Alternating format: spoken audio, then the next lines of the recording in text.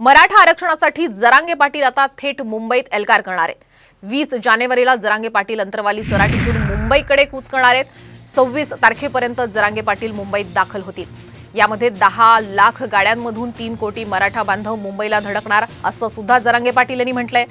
तब्येत 2 दिवसात बरी झाली तर आंदोलनाचा 6वा टप्पा सुरू करणार असल्याचं सुद्धा त्यांनी सांगितलंय।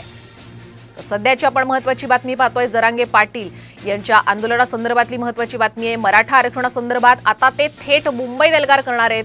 20 जानेवारीला जरांगे पाटील हे अंतरवाली सराटीतून मुंबईकडे कूच करणार आहेत। 26 तारखेपर्यंत जरांगे पाटील हे मुंबईत दाखल होतील अशी माहिती सुद्धा मिळतेय।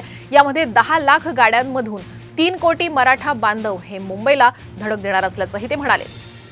आणि तिकडे मुंबईला सुद्धा झुंज द्यायला जायचं आणि आरक्षण मिळवून यायचे, यासाठी आमची तयारी पूर्ण झाली। 10 लाख गाड्या येण्याची शक्यता आणि 3 करोडच्या आसपास 100% मराठा याच्यात सहभागी होणार। उपोषण होणार, ते कठोर होणार आणि मराठी करोडच्या संख्येनं मुंबईत धडकणार। मराठी तयारीला लागलेत की सरकारला वेळेवर दिसेल। तुमचे दौऱ्याचे 5 टप्पे पूर्ण झालेले आहे, 6वा टप्पा पण सुरू होणार का?